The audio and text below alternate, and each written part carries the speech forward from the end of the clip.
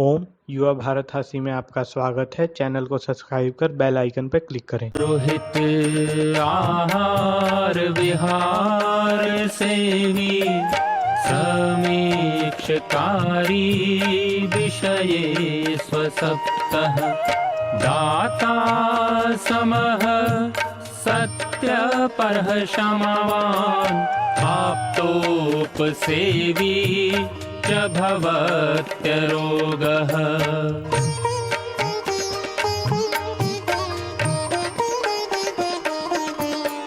मतिर्वचः कर्म सुखानुबन्धी सत्वं विधेयं विशदा च बुद्धिः ज्ञानं तपः तत्परता च योगे यस्यास्ति तं नानुतपन्ति रोगाः।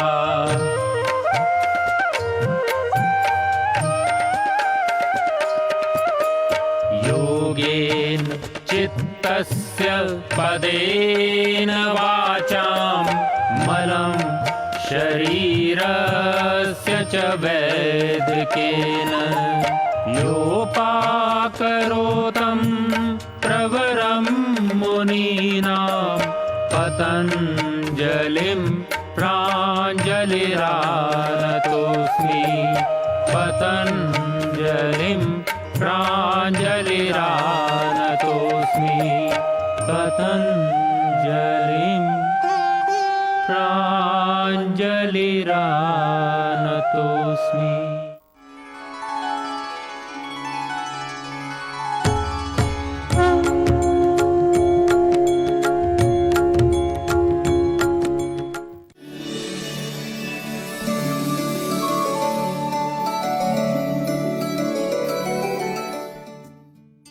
अब हम बात करेंगे गुण के विषय में, जिसको एट्रीब्यूट्स कहते हैं। एट्रीब्यूट्स मतलब जो कि समवायितो निश्चेष्टा कारणः गुणः, इस तरह से कह करके चरक ऋषि कहते हैं कि जो द्रव्य में स्थित तो हैं, जो समवाय संबंध से स्थित हैं, ऐसे पर वो जो निश्चेष्ट हैं उसको गुण कहा जाता है। जो द्रव्य की क्रिया में कारणभूत हैं, यानी क्रिया में तो कारणभूत हैं और वो निश्चेष्ट हैं, और निश्चेष्टता के साथ साथ में वो कारण है हमारे शरीर के धारण में, वो कारण है हमारे चिकित्सा में, वो कारण है हमारे उन जो गुण हैं उन गुणों के माध्यम से अपने शरीर में क्रिया करने में। तो इसीलिए आज हम जो गुण हैं आयुर्वेद के अंदर, जिनको गुण कहा गया है, वो गुण क्या है, हम इसको समझने का प्रयास करते हैं। तो आयुर्वेद की दृष्टि से विभिन्न द्रव्यों के अंदर विद्यमान गुणों का जो उल्लेख है, गुण तो 20 माने गए हैं। 20 यदि उन गुणों की यदि हम बात करते हैं तो वो जोड़ों में हैं, यानी कि जोड़ों में जैसे जो 10 गुण हैं उन 10 के 10 उसके बिल्कुल विपरीत हैं। इस तरह से ये 20 होते हैं। वैसे देखा जाए तो 10 के 10 विरोधी ये मिलाकर के बनते हैं 20, क्योंकि इनमें प्रत्येक एक का जो है विरोधी गुण भी है। जैसे हम कहें तो जैसे अब गुरु है, गुरु जिसको हैवी बोलते हैं, यानी भारी जो है, वो क्या है, वो कैसा होता है। जैसे आप मान लीजिए कि जो भारी है, जो गुण है वो जैसे कफवर्धक, पित्तशामक, या भारीपन को बढ़ाने वाला, या मंदता देने वाला, या आलस्य कारक है। जितने भी जो धान्यान, जैसे मान लीजिए कि उदाहरण के लिए हम गेहूं ले सकते हैं, उड़द ले सकते हैं, औषधियों में मूसली ले सकते हैं, इन सब को जो है गुरु माना गया है। तो अब गुरु का विपरीत जो है क्या है कि वो हेवी का विपरीत क्या है, लाइट। तो लघु कैसे होते हैं, वो कहा कि वात पित्त को बढ़ाते हैं और अग्नि को बढ़ाने वाले होते हैं, कफ का शमन करने वाले होते हैं, और जो पाचन को देने वाले होते हैं, जो ताजगी को देने वाले होते हैं, स्फूर्ति को देने वाले होते हैं। जैसे कि हम बात कर सकते हैं मूंग है, खील है, या चौलाई है, या कमलगट्टा है, ये सब लघु हैं, ये लघु द्रव्यों के अंतर्गत आते हैं। इनको समझिए। मैं एक बात यहाँ पर थोड़ा सा समझाना चाहता हूँ। ये गुरु लघु की बात करते हुए, गुणों की बात करते हुए, जैसे हमने रस को समझा, रस के साथ साथ इसको जानना इसलिए जरूरी है कि उस रस के साथ साथ में जो उस पदार्थ का जो गुण है, रस, गुण, वीर्य, विपाक और प्रभाव, इनको यदि थोड़ा सा समझ लेंगे तो एक तरह से समझिए कि रस से ये और गहन की तरफ हम जा रहे हैं, गहनता की तरफ जा रहे हैं, जिससे कि आपको अपने शरीर को ठीक रखने के लिए, रोग मुक्त रखने के लिए भी ये जानना बहुत ज़रूरी है। और जो चिकित्सक हैं, आयुर्वेद में तो ये इसलिए पढ़ाया जाता है क्योंकि चिकित्सक बनने के लिए, चिकित्सा के लिए इसको जानना अत्यंत आवश्यक तो होता है। जो पदार्थ के जितने भी जो स्वरूप हैं, उनके अंदर ये 5 चीज़ें कि आप रस, गुण, वीर्य, विपाक और प्रभाव, ये 5 चीजें महत्वपूर्ण मानी गई हैं। तो अब मैं आपको ये बताना चाह रहा था कि इनमें से ये जो 5 में से हमने रस की बात तो करी, ये गुण भी इसलिए बहुत ही महत्वपूर्ण है। तो हमने जैसे बताया आपको, हैवी यानी भारी जो गुरु है, फिर लाइट यानी लघु। अब तीसरा नंबर पर है मंद। मंद का अर्थ होता है माइल्ड। माइल्ड जैसे क्या होते हैं, जो कफ बढ़ाने वाले हैं या वात पित्त का शमन करने वाले हैं, इस शरीर में किसी तरह से जो आलस्य को भी बढ़ाते हैं, या जो थोड़ी सी कम क्रियाशीलता को दिखाते हैं, या जो शिथिलता को दिखाते हैं, या हम इसको कह सकते हैं कि जो मंदता कारक होते हैं। जैसे कि उसके लिए हम बात कर सकते हैं कुष्मांड, यानी कि जितने भी कद्दू वाली जो प्रजाति है, लौकी है, खीरा है, या आप ककड़ी है, इस तरह के जो द्रव्य होते हैं। ये चौथा होता है जिसको हम तीक्ष्ण द्रव्य कहते हैं। तीक्ष्ण द्रव्य में वो हो गए शार्प जो होते हैं। शार्प कैसे होते हैं? वात पित्त को जो बढ़ाने वाले होते हैं, या जो कफ का शमन करने वाले होते हैं, या जल्दी से जिसको प्रभाव एकदम दिखाई देने लगता है, ऐसे जो द्रव्य होते हैं, या जल्दी से जो जिसको ग्रहण किया जा सकता है, समझा जा सकता है, ऐसे हो सकते हैं। कि जैसे जो द्रव्य लगाते एकदम भिलावा है, लगाते एकदम जो है ना वो छाला कर देगा, मिर्ची खाते एकदम लगेगी, तो इस तरह के जो द्रव्य हैं ये इसके अंतर्गत आते हैं। जो पांचवा उसको बोलते हैं स्निग्ध, अनकटस। जो अनकटस है वह स्निग्ध द्रव्य जिनको कहते हैं, पित्त कफ वर्धक होते हैं। इनको वात और अग्निशामक माना गया है। जो मृदुकारी यानी मृदुता को देने वाले होते हैं, जो आर्द्रता और स्नेहक वाले होते हैं, या जो ऊर्जा को प्रदान करने वाले होते हैं, या जो करुणा या कोमलता को या अनुराग को बढ़ाने वाला, ऐसा माना जाता है। जैसे कि जो खाने में भी थोड़े सी मधुर स्निग्ध टाइप लगते हैं, जैसे कि आप मानिए जैसे बादाम है, या जितने भी जो ड्राई फ्रूट्स में ज़्यादातर जैसे तिल वगैरह द्रव्य जो हैं उसके अंदर आते हैं। जो नॉन अनकटस जो द्रव्य होते हैं, जिसको हम रुक्ष कहते हैं, तो जो नॉन अनकटस द्रव्य में जो वायु और अग्निवर्धक तो करते हैं, पित्त कफ शामक भी होते हैं, रुक्षता भी बढ़ाते हैं, जो शरीर में कब्ज वगैरह को बढ़ाने वाले, जो उत्तेजना देने वाले, जैसे हमारे यहाँ ऐसे द्रव्यों में जो गुगलू है, जो यव है, ये सब द्रव्य, यव मतलब जौ आदि द्रव्य को उसके अंदर माना गया है। तो 7वां है उसको शीत, यानी कि शीत कहते हैं कोल्ड को, सर्दी को, जो वात और कफ को बढ़ाने वाले हैं। जो वात कफ बढ़ाएंगे तो पित्त का शमन करेंगे ही करेंगे। जो शीतलता को देने वाले हैं, जो शून्यता को देने वाले हैं, जो मूर्छा या भय या असंवेदनशीलता को उत्पन्न करने वाले हैं, वो जिस तरह के, जैसे आप समझिए कि वो चंदन है, दूब है, इस तरह के द्रव्यों को आयुर्वेद में माना गया है।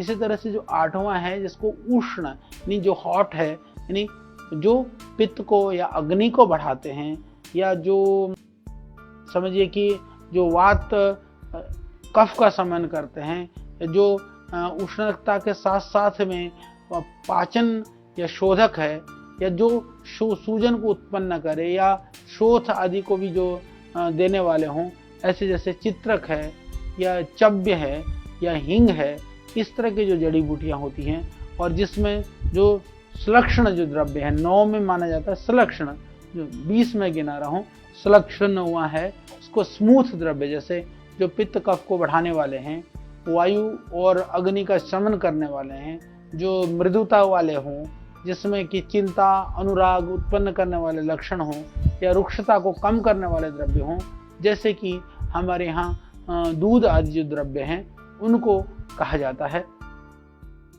10वां नंबर पर है खर। खर का मतलब होता है जैसे रफ यानी जो वात और अग्नि को बढ़ाने वाले होते हैं, पित्त कफ जो सामक होते हैं, या त्वचा और अस्थि में जो है स्फुटन करते हैं या दृढ़ता को उत्पन्न करने वाले होते हैं। उदाहरण के लिए जैसे जौ है, चना है, इन सारे द्रव्य कहलाते हैं। 11वें में जिसको हम कह सकते हैं सांद्र, जो सॉलिड द्रव्य हैं। सॉलिड द्रव्य क्या करते हैं? कफ को बढ़ाते हैं, वात, पित्त और अग्नि का शमन करते हैं। उदाहरण के लिए जैसे मक्खन है, दही है, इन द्रव्यों को हम वो मान सकते हैं। 12वें नंबर पर जैसे कि जो द्रव है, जो जिसको द्रव का अर्थ है, द्रव्य नहीं द्रव का अर्थ होता है, द्रव्य का अर्थ पदार्थ होता है, द्रव का अर्थ होता है लिक्विड यानी तरल।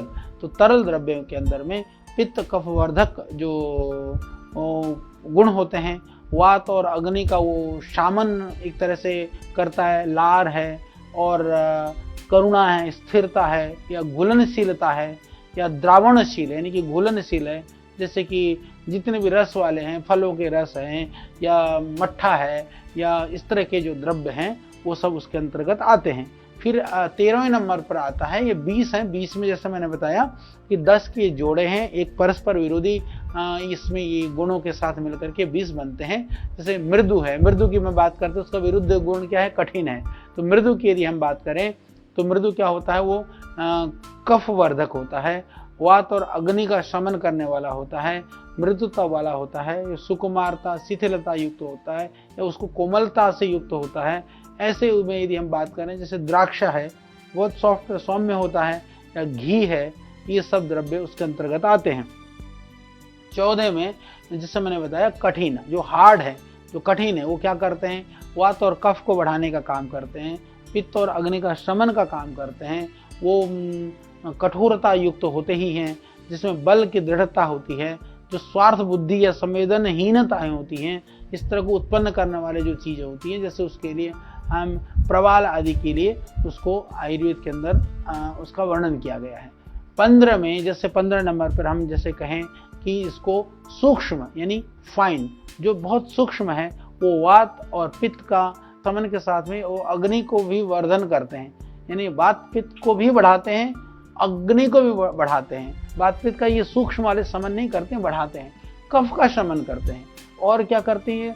सूक्ष्म कोशिकाओं में प्रवेश करने वाला है, ये जैसे सूक्ष्म को हम नैनो कह सकते हैं। और जो आवेश और भावुकता को बढ़ाने वाले हैं, जैसे कि नैनो में आते हैं, जैसे मध्य है कि एकदम जाकर के दिमाग में असर कर देता है, जैसे जो नशीली जो चीज़ें होती हैं या जैसे विष वगैरह जहरीली चीज़ होती हैं। तो जो नशीली चीज़ हैं, जहरीली चीज़ हैं, उसके अंतर्गत इनको हम ले सकते हैं। 16 नंबर पर यदि हम बात करें तो जो स्थूल है, जो जिसको हम ग्रोस कहते हैं, वो क्या करता है? वो कफ को बढ़ाने वाली चीज़ें होती हैं, वायु को बढ़ाने वाली होती हैं, पित्त और अग्नि का शमन करने वाली चीज़ें होती हैं। जो अवरोध और क्या है? स्थौल्य कारक है, मोटापा को बढ़ाने वाली चीज़ें होती हैं।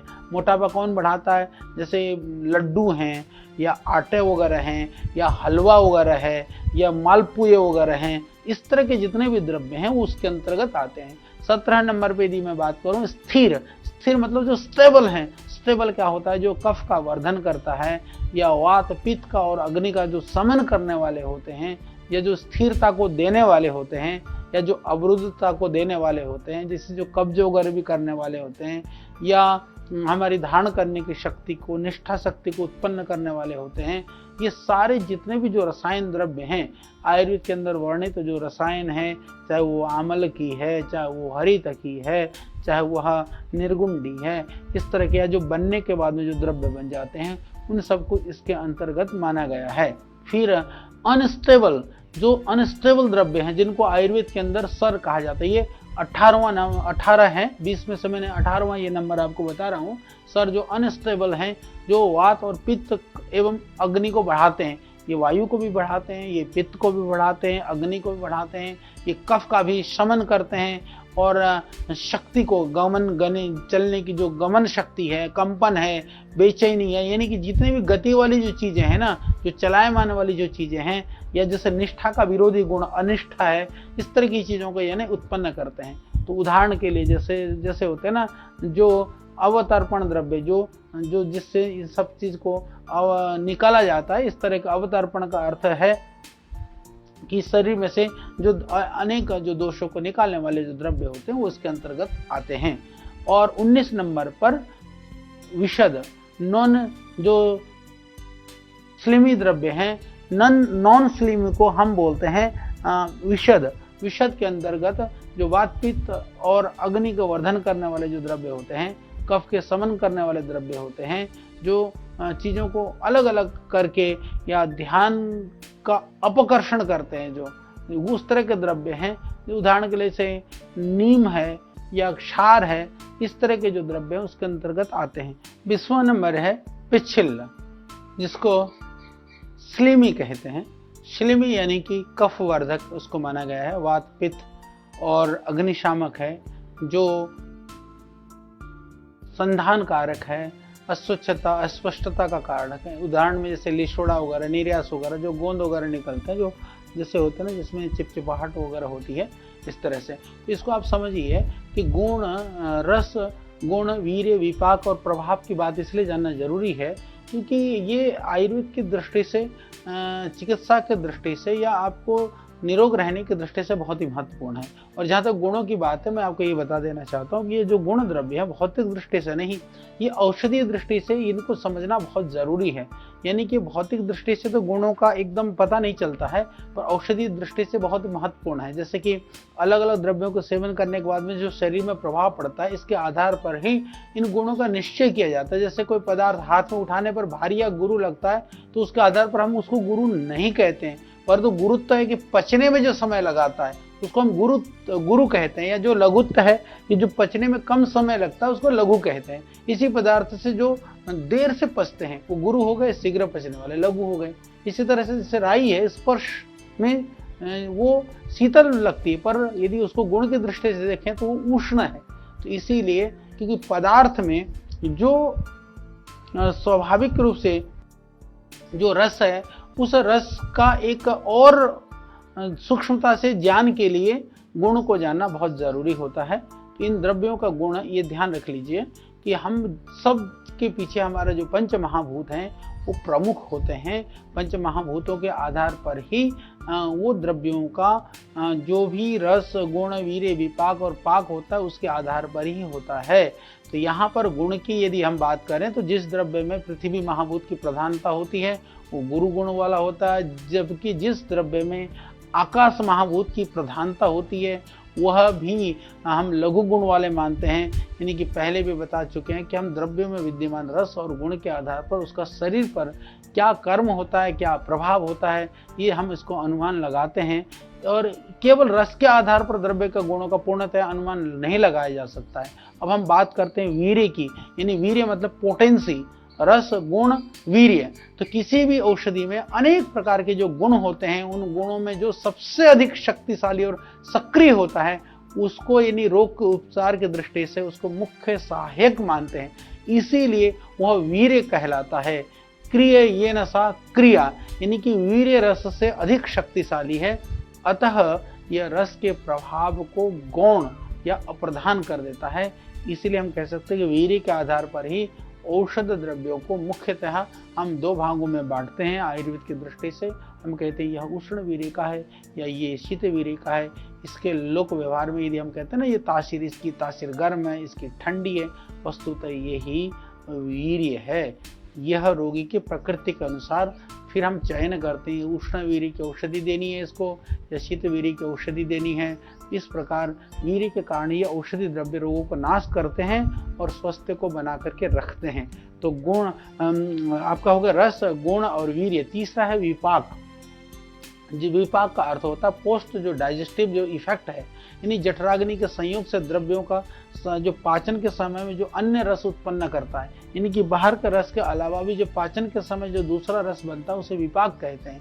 इस प्रकार की जो अंतिम स्थिति में किसी भी द्रव्य का जो रस उत्पन्न होता है वो वास्तव में वही विपाक है। यानी पाचन होता है ना, उस समय पर जो जठराग्नि में जो खाद्य पदार्थ जो हम खा रहे होते हैं उसमें अनेक प्रकार के जो है पाचक रस निकलते हैं, जो डाइजेस्टिव एंजाइम्स निकलते हैं। उस समय जो अलग अलग तरह का परिवर्तन आता है, जब परिवर्तन होने पर भोजन के जो पाचन क्रिया के समय में अलग अलग अवस्थाओं से गुजरता है। उसको हम प्रायः आयुर्वेद में हम 3 अवस्थाएं कहते हैं। प्रथम अवस्था में रस का स्वाद थोड़ा मधुर होता है, दूसरी अवस्था में अम्ल हो जाता है, तीसरी अवस्था में कटु होता है, ऐसा कहा जाता है। तो 3 रसों की अवस्था से निकलता है। तो पाचन की अंतिम अवस्था में जो द्रव्य का जो मल भाग है ना, जो सार भाग है जिसको मल बोलते हैं, वो अलग अलग हो जाता है। तो मल भाग में जब अलग होने के बाद में केवल रस के रूप जो है वो शेष रह जाता है, वो द्रव्य का नया रूप होता है। उसका रस का नया उत्पन्न रस है, वो ही विपाक है। विपाक के बाद में है 5वां प्रभाव, स्पेसिफिक जो एक्शन है, जो लास्ट में जो प्रभाव है। उपरोक्त विवरण से हम ये समझ सकते हैं कि औषधि द्रव्य जो है रस, गुण, वीर्य, विपाक, इसके आधार पर शरीर में काम करते हैं। ये आप इसको समझिए।